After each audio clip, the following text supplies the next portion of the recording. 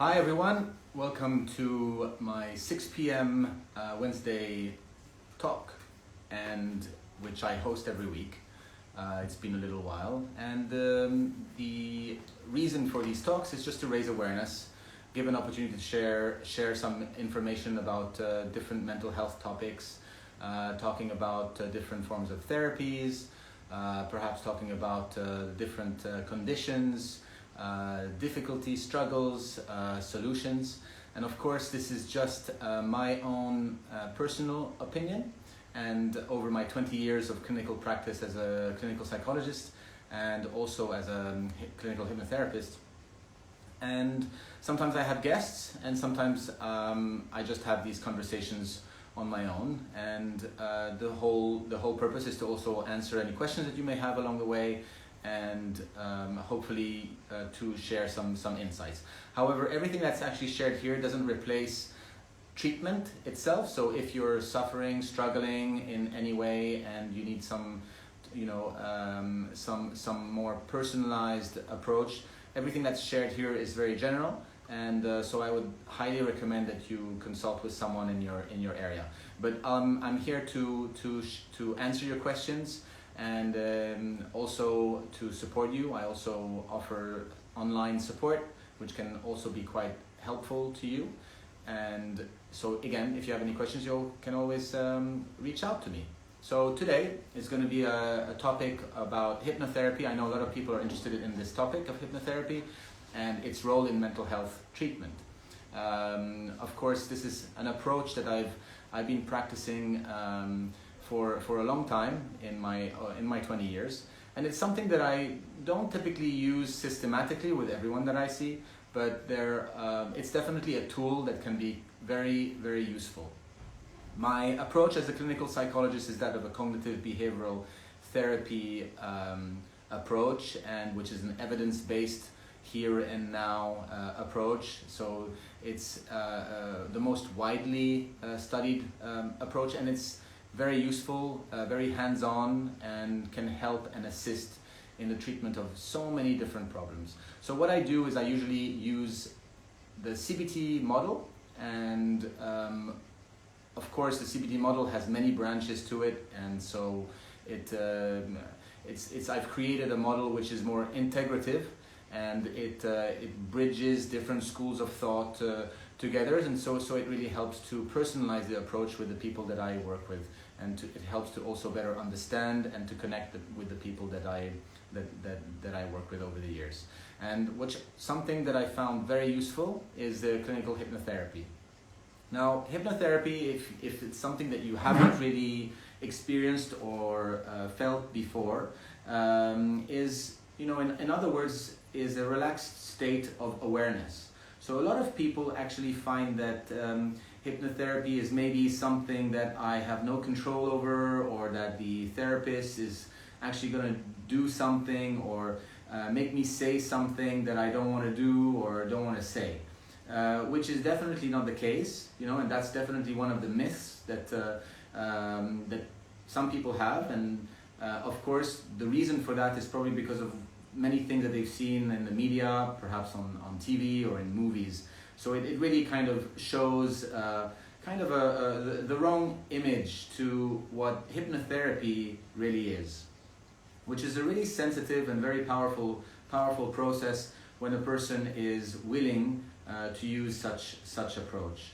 Of course, there are some people that come to see me just for my evaluation and my work as a psychotherapist, and not necessarily as a hypnotherapy. And then for some conditions, I might actually introduce hypnotherapy to them and tell them that this could be a really useful tool to use, especially when they're finding it difficult to talk about their emotions, or that they are feeling blocked with something that they're unable to kind of get to the bottom of. It can be a really, really useful tool to use in conjunction with the traditional forms of talk therapy.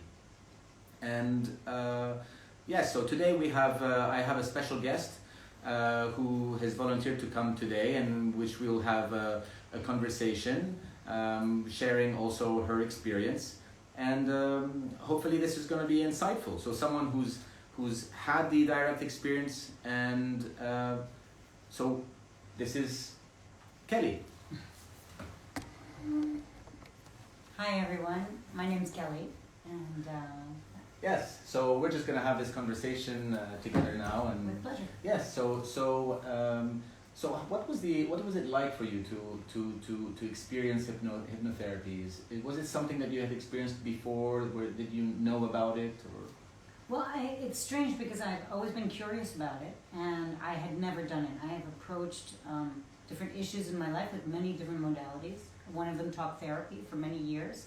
And correct me if I'm wrong, but what I always understood about talk therapy is that the therapist, first of all, it takes a very long time and shows you why you do the things you do. And then once you're shown maybe the reason. All right, so I hope you're right. Full. Yeah. Okay, well, okay. Apple, stay with us. All right. So the first thing is that, like a lot of the viewers probably, a lot of people have a misconception because of the movies and TV series where they go like this and then the person is like this, and it's just cartoonish. Yes. The first thing that strikes you in hypnotherapy is that you are totally aware that you are on the therapist's couch. I'm aware of your voice. I know what you're talking about. And at the same time, I'm somewhere else. So I'm in this suggested place that you said, now imagine, if you will, a road, or so it's like being in two places at the same time. So you cannot be doing something to me without me being aware of it. So that's something that I think everybody should know here. Yes, of course. Which is really good, because a lot of people are, that's something that they're very afraid of. Yes, a lot of people have this impression that they will be completely knocked unconscious. Correct. And that they might wake up a completely different person, maybe a changed personality, and that they won't remember who they are. Or every time it's 12 o'clock, they'll quack like a chicken. Yes, exactly, because of everything that they're seeing, Of course. And these entertainment shows, right? That or these magicians, shows. Correct. Yes. So yes, but it's interesting to see that you've actually been through a process of therapy and a talk therapy. So. Over the years, and hypnotherapy wasn't something that just basically that you knew about early on, or it's something came about. I read that famous book is of Brian Weiss, Many Lives, Many Masters, and I was very fascinated by it. But hypnotherapy is not something that you'd want to enter into with just any Tom, Dick, or Harry. So you and I had met, you and I had some clinical psychology. I felt like I trusted you. Yes. All my other therapists I had were not also hypnotherapists. Yeah. So for me to seek out some Joe Schmo hypnotherapist in the Yellow Pages, I was not about to do that. So I thought, this is coming together. It's a man who has 2 decades of experience in clinical psychology. It's a man that I think is trustable and is a reputed member of society and findable. And so if I'm going to open up my psyche to someone, this is someone I can trust to do it. So I think that that's a first thing. A key element. Very key element. Who are you going to do it with? But if you do it with someone who is a clinical psychologist, because I know that a lot of people practice hypnotherapy without any kind of certification or medical training, and that I think might be dangerous. Yes. Because as much as you are aware, things can be suggested, and they're not necessarily always very good. So I think that was a key element in choosing you, is your background in clinical psychology. So I trusted that, and I thought, oh, look, he's open like Brian Weiss was, who was a hardcore, clinical psychologist, only hypnotherapy for clinical, reasons, for people to get over their phobias and their things like that. And then it goes off into another tangent, the book, which I encourage everyone to read. But it's very interesting that it starts with someone super serious and classically trained. So I think I was attracted to that. Yeah. The trust was there. Yes. But I think as a modality, it runs much deeper and faster, if I may. I mean, can we say what I did it for? I did it to quit smoking. Yes, which I'm not ashamed to say. I've been not battling with quitting smoking all my life. The contrary. I always found it very easy to quit. I even quit for 17 years. I told you, cold turkey, using the power of the mind. But I had something that would happen to me, which is that I absolutely could not stand the smell of smoke after quitting smoking. So I was able to quit on my own, but I would literally hate my smoking friends. I would hate a ashtray with cold tobacco. I would hate clubs or restaurants or any place that allowed smoking. And it was a hindrance to my interaction with society because most of my coolest friends in the world still smoke.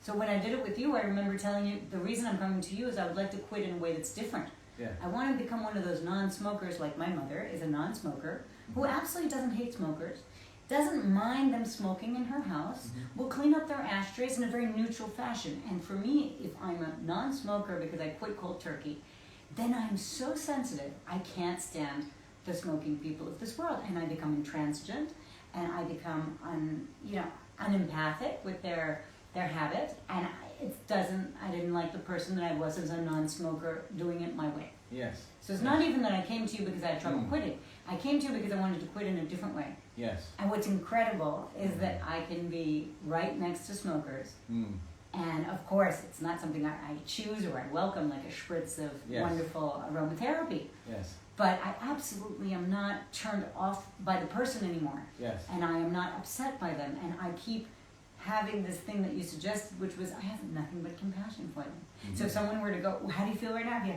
nothing but compassion for them. And I remember you suggesting that, so that's what I want to say, is that I was out, but I remember you suggesting that. Yes. So interesting. It's what we call like an altered state of consciousness. Correct. Like you're not unconscious and you're not like fully conscious, but you're aware of what's actually going on. You're aware.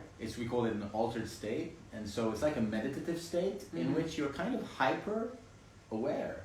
It's like a level of hyper focus in which your mind can fluctuate.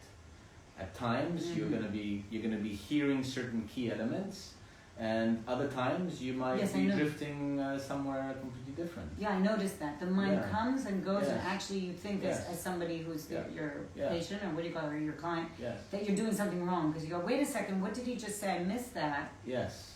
And you think, oh, I messed up now, because now I'm thinking of something totally random. Yes. And maybe I didn't hear that, but it ran so deep that actually you offer 3 sessions, right? Well, it's 4 sessions, 1 introductory, and then 3 sessions to quit. And I had the biggest stressor of my life probably happened after our first session. We had a session at 12:30 and we finished at 1:30. Yes. And I had a huge stressor at about 6 p.m. I opened an email that would make most people not just start smoking again, make most people jump off a cliff. And I saw the cigarettes because I hadn't gotten rid of my cigarettes yet. I had them everywhere. And they were there, and I looked at them, and it was like me looking at keys on a mantle, and these might help me with my stress. So I've always associated smoking with, I have a stressful phone call. Oh, I have an email to write I don't want to write, or a bad thought in my mind, let me go have a cigarette. I'm not a social smoker who just smokes in happy times. The addiction for me was always that, let me quell my anxiety with smoking. So because it was an anxiety queller, that's why I wanted to quit it so badly, because I felt like an addict. I thought, what's the difference between nicotine and taking an anti-anxiety? That's not cool. So let me quit this habit, but with you this different way where I won't hate the smokers. So after 1 session, and this you can toot your horn about, after 1 session I looked at this package of cigarettes like it was just, as useful to me as a set of keys to quell my anxiety. Like, what is this going to do? I even smelled it. I remember opening it and going, do I want this? Is this going to... So I screamed and I thumped my feet on the floor, and I was really not happy about the stressor that I just encountered by email. But the cigarettes were like, these would never help. So it was very, very interesting. And that's where I went, whoa, this hypnotherapy thing is deeper than anything I've done. And I've done a lot of different kinds of different methods before. Have you read, some people have read the book by Alan Carr.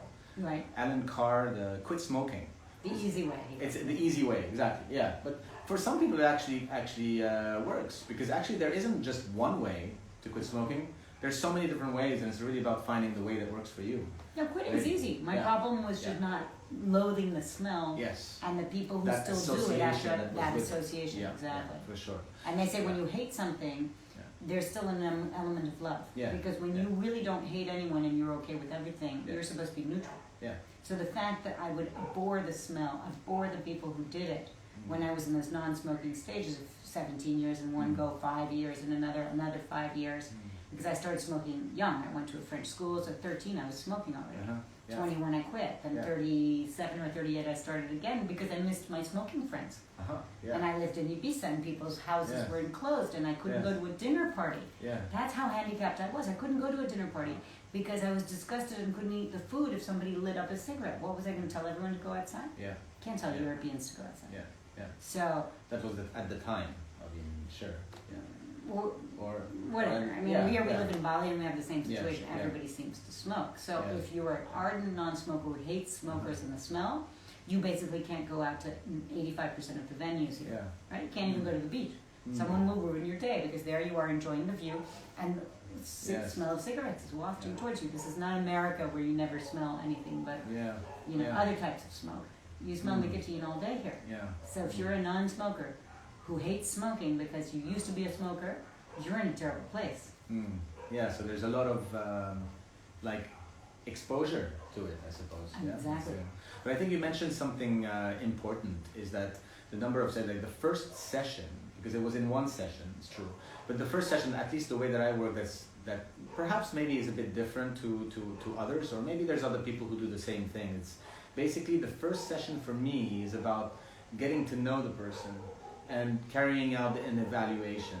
Because there are some people where I'm not automatically going to do hypnotherapy, or I'm going to accept to do hypnotherapy with every kind of person that I see. Because there are some people that perhaps there's certain histories, that there might have been some very sensitive trauma there, or maybe they might have some other condition, maybe something to do with maybe kind of like psychosis. So there's a few elements that I need to really screen for and assess, and which I'm capable of doing within that first session, just to get to feel, if this could be the right method for the introductory one. But that's the introductory. I felt like I was a non-smoker after the first hypno one, because you do 1 plus 3, so you do a total of 4 sessions. Exactly. One, which is to see how suggestible I was also, perfect, and what my history was, and then 3 to really drone it in. But what I'm saying is that I was a non-smoker. I was not because I think every other time I was a smoker on a break from smoking, so that my lungs would regenerate, so that my voice wouldn't be so deep.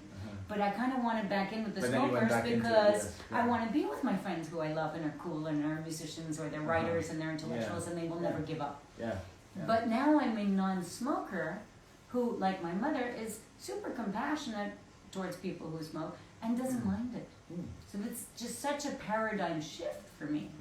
And it's huge. So that's why I want to try to use hypnotherapy or try hypnotherapy for other limiting beliefs I have in my life that after decades of talk therapy, I still have them. So obviously it hasn't been that efficient. There's, they talk about talking the talk and walking the walk. So I think talk therapy is a lot like talking the talk. So you know why you do the stuff you do. You start recognizing your patterns. But it's so big and hard to change them. And that's why I was so excited about the work we did, because I saw this paradigm shift in how I reacted about something that was far stronger even than something intellectual. It was a reaction to a disgusting smell. So I thought, if we can change my reaction to a disgusting smell, and all the programming that goes along with it, that imagine what we could change with thought patterns that are not serving me, and that I totally know I have. And I've analyzed ad nauseum in talk therapy, so at least we can cut down. I know what my issues are. Go straight to it. I just thought it's such a powerful tool. That's why I'm so excited about it. And I think the exciting part about hypnotherapy is that what we're doing technically is we're attempting to work at a level of mind in which there's less resistance. Simply because when we're doing talk therapy at the conscious level, just, in talk therapy, there's a lot of obstacles, a lot of barriers of resistance. It's like self-defense mechanisms that are in play. That's why we can understand perhaps a mechanism logically, or a pattern. Suddenly I have insight, or I'm understanding the mechanism of why I'm thinking the way that I do, and I understand that what it is that I can do to change that. But I'm finding it really difficult to change that. And the reason for that is simply because at the conscious level, there's a self-protective mechanism that's not allowing you to pass that, to transcend that information and to create the shift in some cases. And that's where hypnotherapy comes in. Because what we do is we're attempting to work at the level where there's less resistance, so that the information is passed straight into what we call your subconscious mind, in which the information is stored. Okay? And that's what allows you to create that shift more easily, because there's less barriers of resistance. Oh, that's why it is. Because I was wondering, Because you actually almost get more mad at yourself after talk therapy because you go, damn, now I know. Then you judge yourself more. Exactly. You judge yourself more. Yes. And then I find that it's negative. It can be because more you go, conflicting. how can I, after years of knowing what my problem is, still go back to that pattern? So you're actually more ticked off than when you didn't know why the heck you did the things you do. Yes, exactly. So, that's why. It. Okay. So that's where it can be very, very beneficial, and that's why I can use it together along with talk therapy, because I find it much more helpful in that case. Right. Because you're able to really get to certain outcomes where the person is able to make the change a bit more easier than if they were just confronted with themselves through talk therapy, and there's too many layers of perhaps criticisms or judgment or other forms of sabotage or self-protection that makes it difficult for them to kind of work through these changes by themselves, or even in therapy. Or it's not that it's not possible, it's that they're able to make these changes. It just takes a little bit longer to achieve. So it's not like it's not achievable through cognitive behavioral therapy or other forms of eclectic forms of psychotherapies or psychodynamic therapy. It's just that the process is much longer. Yes. And if you think about, like, for example, psychoanalysis, which definitely also has its place, it's a process that takes much longer as a process. So here with hypnotherapy, you're basically potentially attempting to accelerate the process. Not because you want to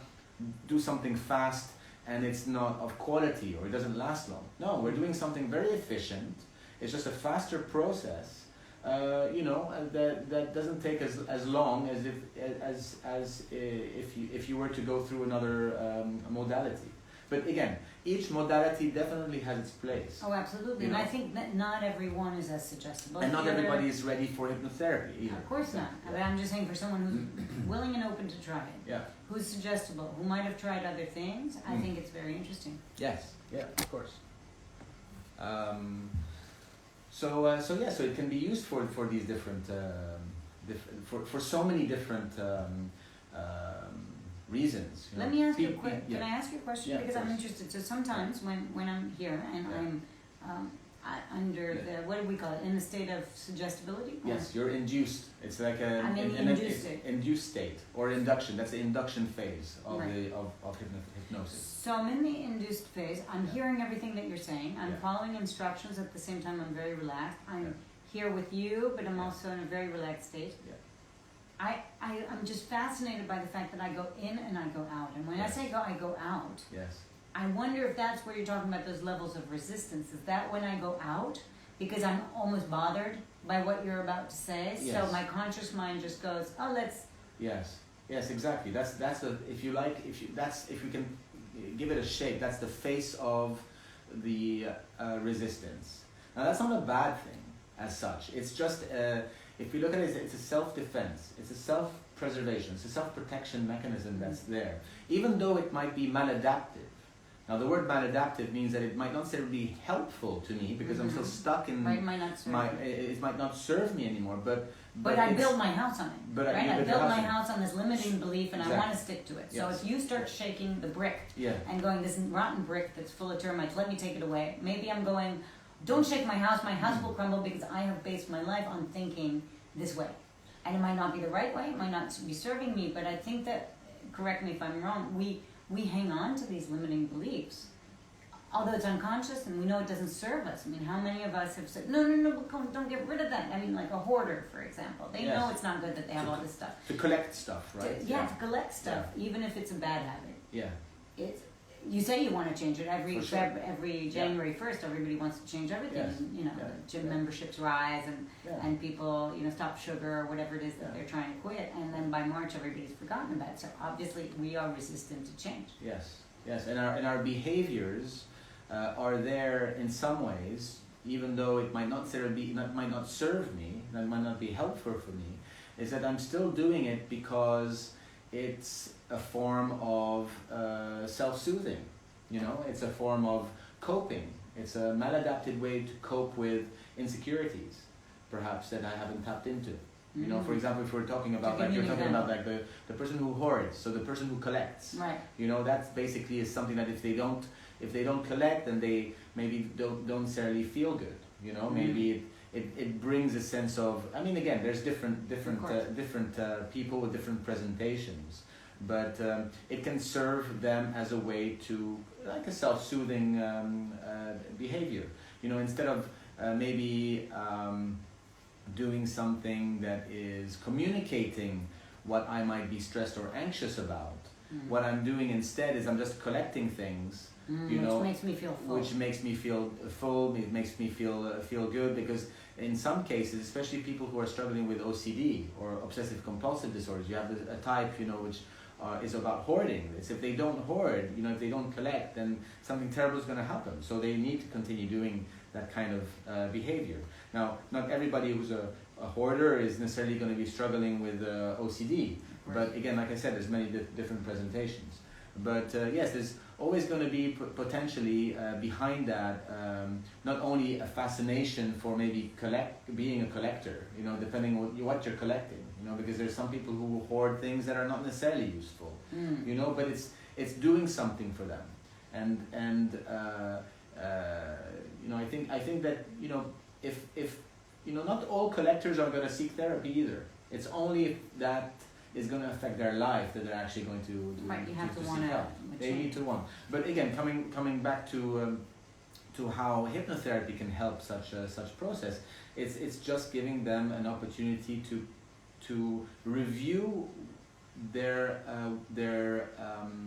life, to review the aspect of their life that they're struggling with, that they want to change, in a state where there's less resistance. So they become more receptive. And because you become more receptive, it becomes a really efficient platform to create and establish new neural pathways, new neural connections in that state. Simply because the more relaxed we are, the more receptive and suggestible we are. And so the more easier it is for us to change something. And we can even do this when we're alone. For example, if you're in a more calmer meditative state, don't you see things much more clearly than when you are busy, or you're troubled by something, or you're just tense and you're not relaxed and you're overthinking? Are you able to make a shift like that, or to realize that there's something? I work well under pressure. For example, if I have a deadline, then I do stuff, and I do it really well. Yeah. Everybody's different. Everybody's different. Some people can write an amazing term paper in a night of drinking an espresso, and other people have 3 months to do it, and they write a terrible term paper. So I think everybody functions differently. Exactly. For me, it brings out the stress, is I guess the adrenaline, and that kind of clears out all the other stuff. If not, I have a tendency to be dispersed and want to do all sorts of things. But if I've got to focus and concentrate. Yes. So actually, what you're saying is that there's this type of stress, or eustress, which is the positive stress, the productive stress. Is like, I like to be under pressure because I can produce stuff. But what about No, it'll just make me focus because I don't have time to go in 16 tangents. Okay. So I'll write that term paper and make it efficient, because I know I've got 12 hours to do it instead of 3 months. All right. If I did it 3 months, I'd probably start with 12 term papers and then not know which one's the best one. Yes.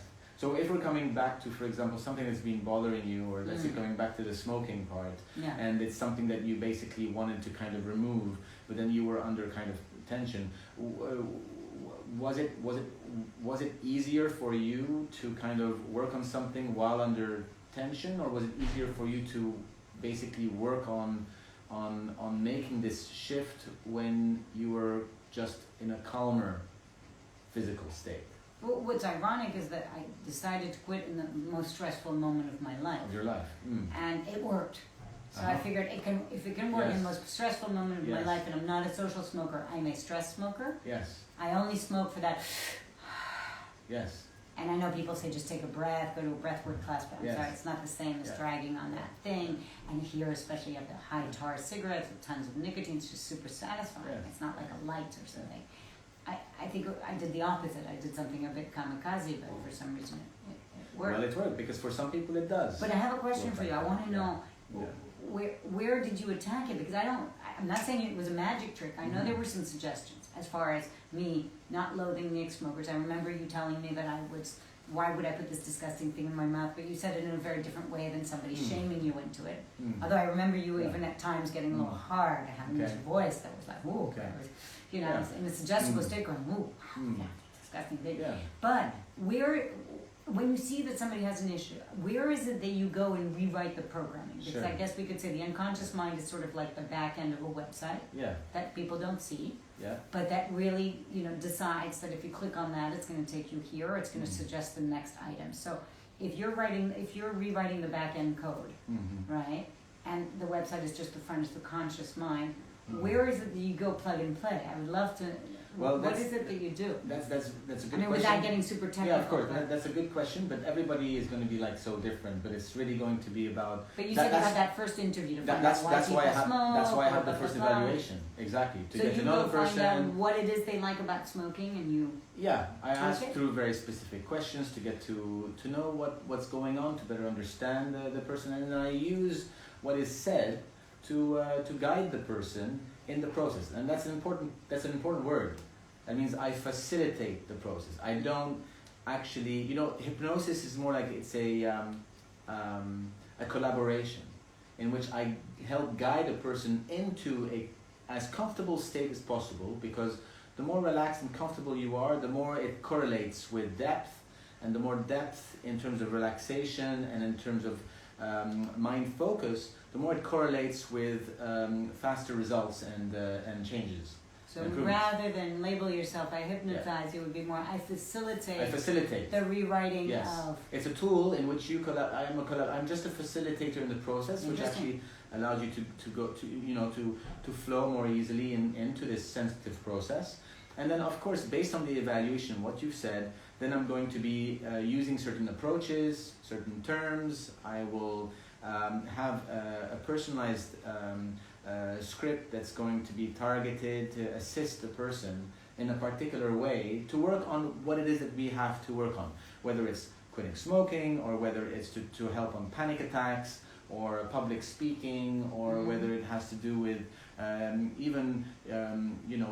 could even be traumas and even other ailments as well. So again, it's really about the first evaluation, to really listen, to really capture all these moments, and of course using I ask all the questions that I have to ask as I'm assessing the person in that process. Because each one is different. Finding the key of why they smoke and how to get them to quit is not a... Exactly, and the most important thing is that at the end of it, you would have heard exactly what you needed to hear, and you would have processed exactly what you needed to process in that moment.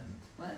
And as much as you would have wanted to maybe analyze or reanalyze exactly what happened, that's really not the objective here. It's just basically for you to be receptive enough to allow the process to happen, because you were a collaborator in the process. I was the facilitator, and you're the person who are actually using this tool to make these shifts. So one shouldn't stress out that one doesn't remember everything. Yes. Just go. You're remembering what you need to remember. You remember and the exactly rest what you is need in to. that. Exactly. That And then you might be surprised in the hours or in the days to come, certain shifts begin to happen. You might have a different type of revealing dreams. You might begin to notice that your reaction or your response to things or people or situations begins to change and alter for the better. And that means we're going in the right direction, with hypnotherapy. Now, some people, I will see them in a few sessions, like you just said, especially if we're targeting something like quitting smoking, or stopping certain specific I noticed habits. we did it quite repeatedly in the same week, which is great. Exactly. I felt like, okay, this week I'm focused on this task. Yeah, I mean, of course, over the years, I've found the method that works best, not only for me, but the results that I'm getting. And that's most important for me, is to work, especially when we're working with quitting smoking, for example, is to work in a really methodical way, because there's so many layers, obviously, and we just want to target on one specific behavior. So I just want to really work with people who are, one, really committed, who've really understood the way this process works. And that's why I do it step by step, because long-term cessation is the goal. And to do that, you want to do it properly. Now, everybody has their method. You have hypnotherapists who are very, are so good at what they do, and their method is doing this in one session and that's it. You know? But then there are others who you will use a different approach. And I know that's what's worked the most out of the many people that I've seen in the years of practice, has been having this more steadier, few sessions. Quitting is sometimes not the issue for people. It's about staying a non-smoker. Of course, because you're obviously probably, smoking is just the tip of an iceberg. of maybe other things that you need to be working on as well. You know, so it becomes a journey of discovery, a journey of recovery, a journey of healing. You know, and progress and self-growth in that respect. So yes, again, there's some people who don't come and see me for hypnotherapy, who will come to me for other approaches in which I'll be using an eclectic, multimodal cognitive behavioral therapy approach, in which I might be using emotional regulation. We might be tapping into schema forms of therapy as well. So these are lots of technical terms that the approaches that can be very, very useful. And then maybe we come to a block within the therapy process. And then I'm going to suggest hypnotherapy, and if I find that the person can benefit from it, then I'm going to introduce the process. And then we begin to use it to help the person assimilate perhaps the cognitive behavioral therapy work that the person has been having trouble in assimilating and in applying and in processing in their actual life. So I think that's really the key thing. So to use it as a key to unlock the other to use it as a key, exactly. It becomes a tool amongst many other tools, especially in psychotherapy today. It's not one approach that fits all. It's like a multitude of approaches, and there's so much research in this field that like on a weekly basis we find new findings. So always keeping up to date with the latest evidence, the latest research, and then using that as in your practice is the best way to be able to understand people, to connect with people, and to help people find their way. Interesting. So what's been the most spectacular thing that somebody wanted to quit, or a fear they wanted to get over? Somebody who couldn't get in the water without freaking out, or couldn't get on an airplane, or what was the most challenging or most? I'm just curious, because I'm sure you don't just do people who quit smoking. That's a good question, but it's a very vast question. I think someone who stands out in your mind that was just very special, someone who absolutely couldn't get into an elevator, or somebody who Well, I've seen people with all that you've described. Right. People who had claustrophobia, people who had fear of flying, and of course, I think every person that I'm with, for me is important. Is for them to recover, right, and to be free. So I will not say that there's one person that I've seen that's been more spectacular than another person. It's been, every person has their specialness in that case, and that. But it can work for a myriad of things. So it could work for fears. Of course. It can be for fears. Now you and I are working on something new, because I'm so excited about this. We're working on limiting beliefs. Limiting beliefs that can be coming from your childhood. So we might doing some form of regression therapy. So in regression, we're talking about going backwards in time. Now a lot of people are going to be referring, like especially in hypnotherapy, they think, regression, so it's past life. There are some people who are going to be doing this. Now I work in a very kind of a here and now kind of way. So when I talk about regression, it's more about regression to your childhood. To your childhood. When was that idea ingrained in your head? Yes, exactly. For you to basically to see things a little bit differently. I find this work exciting. Doing regression work like that is exciting, and it's easier to do, to facilitate the process, than a traditional form of cognitive behavioral therapy that has many barriers and sometimes seems so simplistic. What is cognitive? These are big words for basically cognitive behavioral. So cognitive behavioral therapy, we can leave that for another subject, another topic, for another time. But very quickly, it's more traditional therapy. It's a type of therapy that is the most widely researched method. Basically, it suggests that how you think is going to affect how you feel, and how you feel is going to affect your behavior and the physical symptoms. Okay, so this has and there's a pattern that's there. And so by learning how we think, and to learn about the different type of thoughts that you have, and that there are certain types of thoughts that will trigger certain type of emotions, that's going to explain the reason why you feel the way you do, Again, it's very long. It sounds like which is going to reinforce a behavioral pattern that you have, and then the physical symptoms. So there's a whole circle to that, but yes, and it's a widely used method that definitely has a very effective, an effective part in a recovery and treatment people. And of course, it's not only CBT, as I said, it's hypnotherapy, and I use it not only clinical practice. I also, in some cases, will be using it online with some people, depending. They have to be very, very sensitive. Again, not everybody, but there's some people for a very specific purpose. And then otherwise, I might use it in my intensive personalized programs that I offer. You know, I see people who under normal circumstances will be traveling, staying here maybe for 6 weeks. For intensive program, for intensive type of whether it's trauma work, whether it's people who are looking for more of a personalized form of detox or rehab, who don't necessarily want to be in a typical traditional type of treatment center, and of course with a whole team of people that come together, and the hypnotherapy is definitely one of the tools that I will be using. But again, it's not systematic with everyone, right. And not systematic with everyone. Right. Exactly. So it's all tailor-made. Exactly. Depending on. Yeah. It's exciting.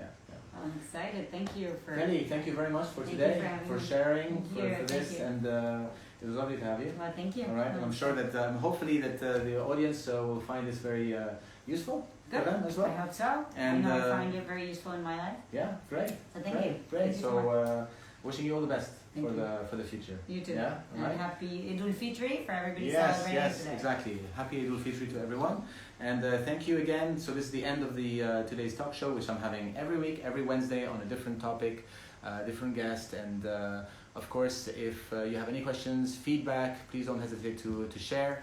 And any topics that you would like me to talk about or invite other guests to join, please don't hesitate to let me know. So wherever you are in the world, have a nice morning, afternoon, nice evening, take care, and see you next week. Bye.